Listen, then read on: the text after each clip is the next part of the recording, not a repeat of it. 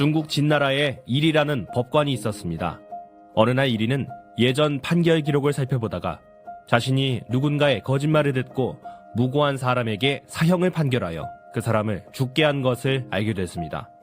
그러자 일이는 자신에게 사형을 판결하고 스스로 감옥에 갇힙니다.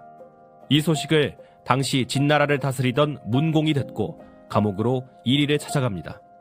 문공은 무고한 사람이 사형을 당한 것은 안타깝지만 이 일은 일이의 책임이 아니라 실무를 담당한 부하의 잘못이라며 감옥에서 나올 것을 권합니다. 문공의 말에 일이는 이렇게 답합니다. 신은 담당 부서의 장관으로서 판결을 잘못 내려 사람을 죽여놓고 그 죄를 부하들에게 떠넘길 수 없습니다. 일이를 아끼던 문공, 일이를 설득하는데요. 그런 논리라면 자네를 법관으로 기용한 나에게도 죄가 있는 것 아닌가? 내가 다 용서할 테니 이제 감옥에서 나오시게나.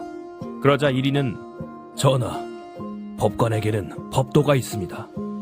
법을 잘못 적용하면 법관은 그 벌을 받아야 하고 잘못 판단하여 남을 죽였다면 그 법관 자신이 죽어야 한다고 법에 명시되어 있습니다.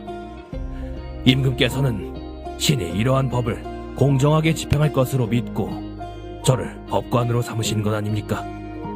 그런데 신이 부족하여 거짓말을 제대로 헤아리지 못하고 억울한 사람을 죽였으니 그 죄는 사형에 해당합니다.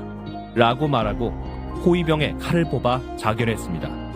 그 후 법관으로서 법을 수행한 이리를 기려 이리복검이란 고사성어가 만들어졌고 중국의 유명한 역사가인 사마천이 이를 기록으로 후대에 전했습니다.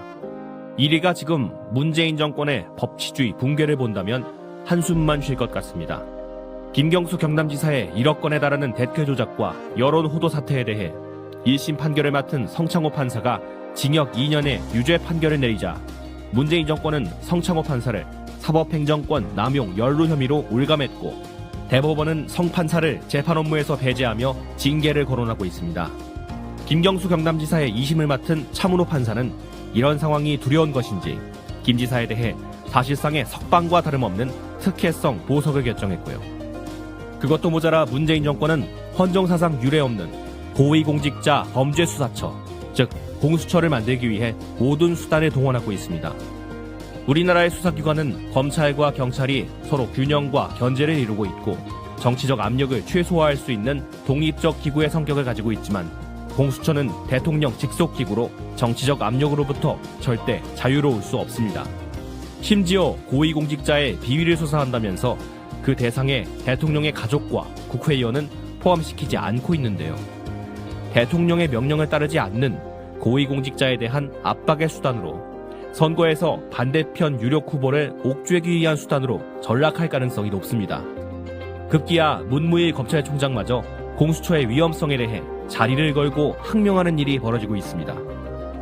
법은 국민을 보호하기 위해 운영되어야지 정권을 지키기 위해서 쓰여지면 안 될 것입니다. 이를 안 이리는 법을 적용함에 있어서 공명정대했고 수사가 잘못돼 억울한 누명을 쓰는 일을 막고자 자신의 생명까지 바쳤던 것입니다. 문재인 정권은 법을 지키기 위해 목숨을 버리던 이리의 결기를 명심해야 할 것입니다.